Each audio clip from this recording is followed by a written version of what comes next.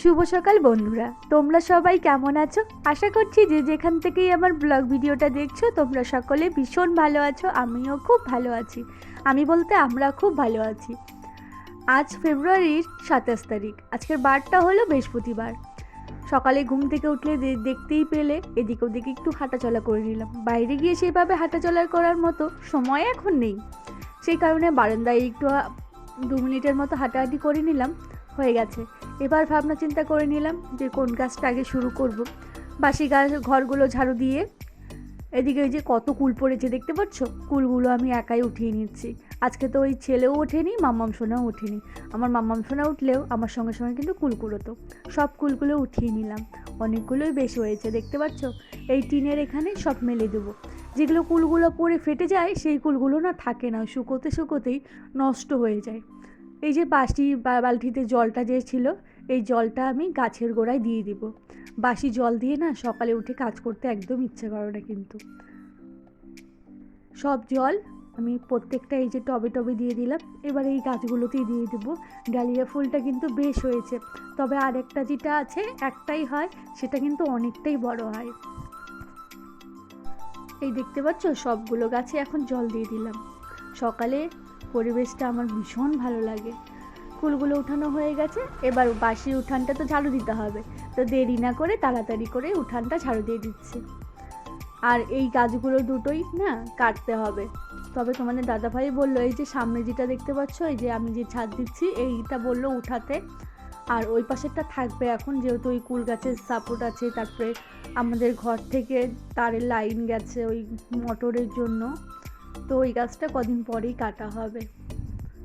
আর এই যে কুলগুলো সব রোদ্রে দিয়ে দিলাম, এগুলো অনেকটাই শুকনো হয়ে গেছে। তবে আর কি 1 দিন 2 দিন শুকিয়ে আমি আচার বানাবো।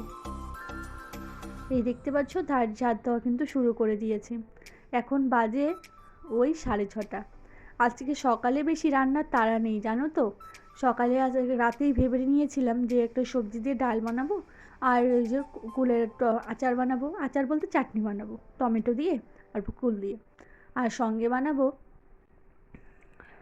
বেগুন ভাজা, আর ছেলের ওই যে মাছ আছে মাছ ভেজে দেবো, বাস হয়েই যাবে। কিন্তু ঝাড়ুটা ধুয়ে রেখে এসে গেটের সামনে জল দিয়ে আসলাম, বাসিটা ভাঙালাম। এবার এই যে ঘরের সামনেটা মুছে নিচ্ছি, একটু বাসি ভাঙিয়ে নিচ্ছি। এবং আমি প্রত্যেকটা ঘরের সামনে মুছে নিলাম। এবার আমি ব্রাশটা করব। ব্রাশটা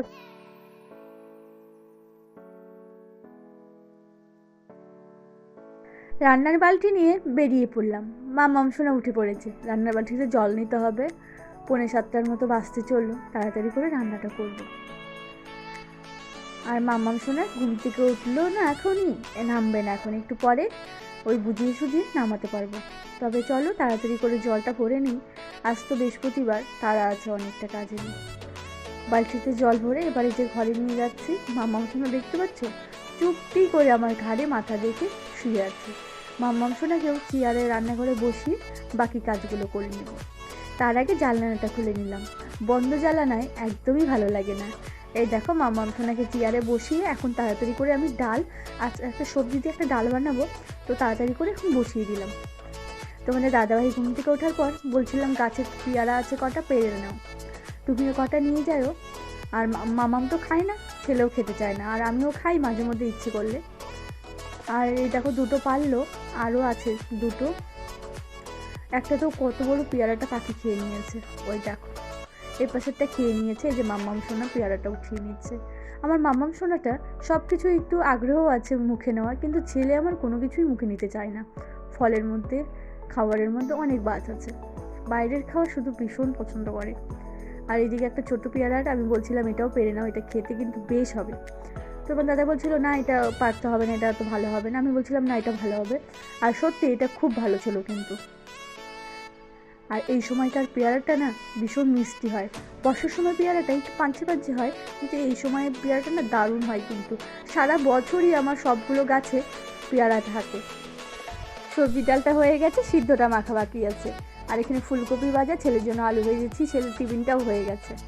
আর এই দেখো পেয়ারাগুলো সকাল থেকে বলছিলাম বৃহস্পতিবার বৃহস্পতিবার, ছেলেকে আমি বইও দিয়ে দিয়েছি রুটিন অনুসারে বৃহস্পতিবারেরই, কিন্তু প্যান্ট পরাতে আমি ভুলে গেছিলাম। একটু পরেই তোমরা দেখতে পাবে আর দাদা দেখা দেখি মামাম সোনাও তো ব্রাশ করবে। তোমাদের দাদাভাইয়ের আজকে খিদে পেয়ে গেছিলো, তাই তোমার দাদাভাইকে খাওয়াতে দিয়ে দিলাম। এখানে কাকি বসে পাস্তা খাচ্ছিলো নিয়ে এসে, আর কিছু কথা বলছিল। এই দেখো এখনও কিন্তু আমি নীল প্যান্ট পরিয়েছি, ওই দেখতে পাচ্ছ। এবার এর বন্ধুর প্যান্টটা দেখে আমার মনে হলো উফ আজকে তো সাদা প্যান্ট পরাতে হবে। তারপরে তো তাড়াহুড়ো করে এসে আবার সাদা প্যান্ট পরিয়ে দিলাম। ছেলে তো আমার ভীষণ রেগে গেছিলো, বলে তুমি শুধু ভুলে যাও। বাইরের কাজ করতে করতে আমি একদমই ভুলে গেছিলাম যে আমার কিছু ভিডিও আমি পোস্ট করিনি। তো এই যে এগুলো সব কাছাকাছি করে নিলাম। কালকে যে বেড কভারগুলো উঠালাম, সেই বেড কভারটা, তারপরে ঘরের পর্দা, ঘরের দুটো পর্দা, তো সেগুলোকে কাছাকাছি করতে গেলাম। ঘরে এসে দেখি 1:19 বাজে। তো এখন ভিডিওটা আপলোড হয়ে গেছে, পাবলিশ করে দিলাম। এখন স্নানটা করে আসবো।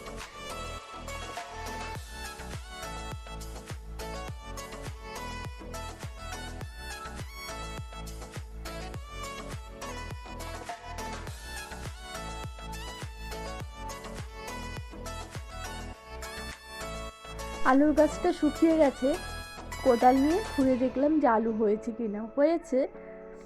গাছ থেকে আরেকটু অনেকটা যদি দূরে লাগাতাম তাহলে কিন্তু আলুটা আরও অনেকটা বড় সড়ো হতো। আলুটা শিকড় বাকড়ের জন্য না বড় হতে পারেনি, শুধু নিচ দিকেই চলে গেছে সরুভাবে।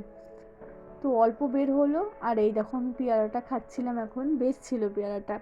এরই মাঝে ছেলে চলে আসলো, মামাম সোনা একটু ঘুমিয়েছিল, মামাম সোনা উঠে পড়েছে। ছেলেকে খেতে দিয়ে দিলাম মাছ ভেজে, সন্ধ্যাটা দেখিয়ে নিচ্ছি।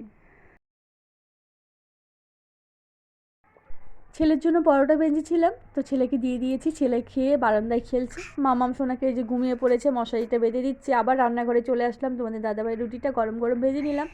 আর এই যে ছেলে খেলা হয়ে গেল, বললাম এখন ঘুমিয়ে পড়ো। আজকের ভিডিওটা এখানেই শেষ করবো। বাই, সবাই ভালো থেকো, সুস্থ থেকো। ভিডিওটা যদি তোমাদের ভালো লেগে থাকে তাহলে লাইক আর সাবস্ক্রাইব করে পাশে থেকো।